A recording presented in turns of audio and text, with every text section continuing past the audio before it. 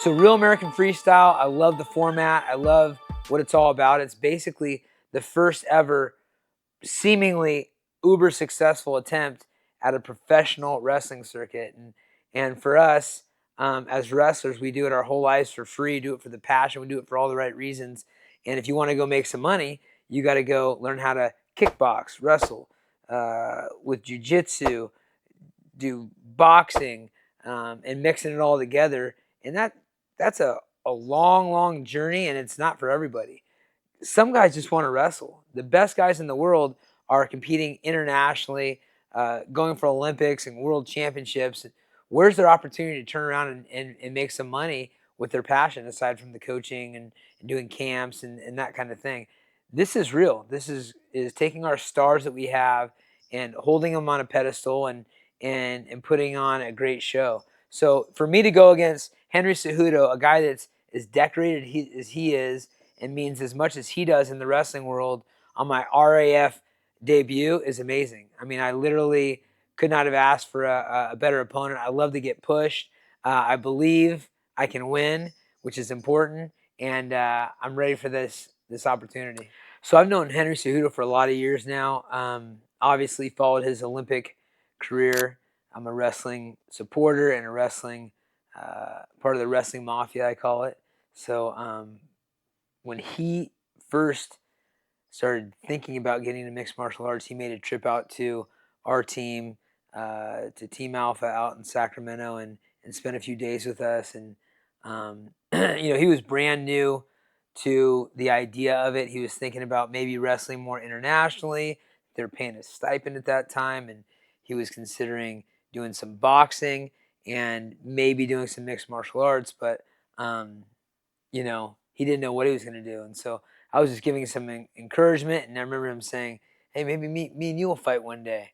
And I said, maybe, and it was kind of a very beginning of a relationship that's been very positive.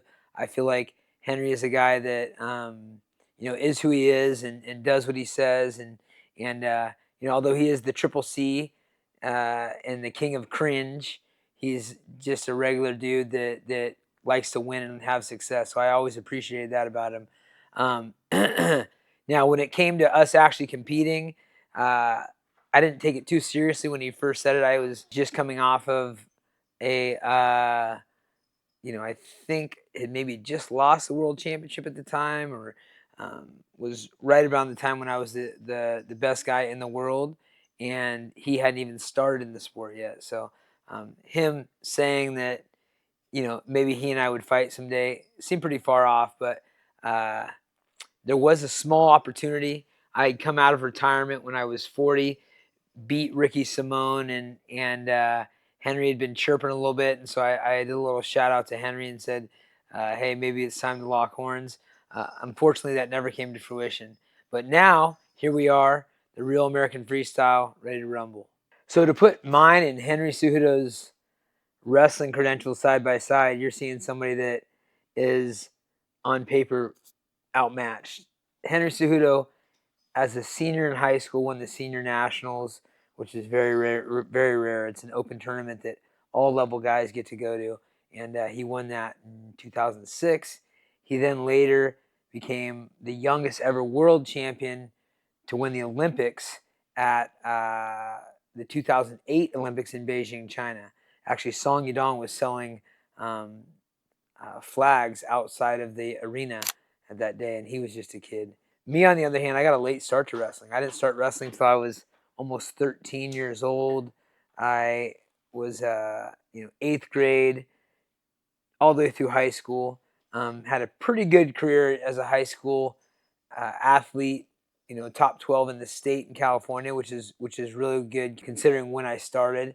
And then went on to wrestle Division I at UC Davis, where I had kind of a similar trajectory. I started out as a walk-on on the team. I ended up, earning the varsity spot as a freshman, beating out 3 of the guys that beat me my senior year in high school. Guys that had been wrestling since they were little kids, guys like Henry Cejudo. Then I went on to be top 12 in the nation. I was second in the University Nationals And from that point on, took the path to mixed martial arts. You know, I focused all my time and energy on mixed martial arts, and I suppose an international career was an option. There was no real money in it. There was no real big incentives to do it at that time, and mixed martial arts is really where my heart was at. So when I started mixed martial arts, it was 2003, 3 years before Henry won the senior nationals, 5 years before he won the Olympic gold. My career was over as a wrestler, and his was just getting to the peak. So preparation for this match has been a lot of getting in shape. You know, I'm always in jiu-jitsu shape, but that's different than wrestling shape. And then trying to re-indoctrinate myself with the wrestling rules. And the rules have changed. You know, it's different. There's a push-out rule. There's different rules about what earns what type of points and that kind of thing. So trying to learn those little bits and pieces is what I've been working on a little bit. The other side is just remembering all the stuff that was my go-to stuff when it came to wrestling. You know, I have, actually have a couple hours of wrestling on video cassette. So I've been watching some of those old videos back and seeing what I've kind of used at this point and turned around as a mixed martial arts takedown and a jiu-jitsu type of takedown, and just refining that.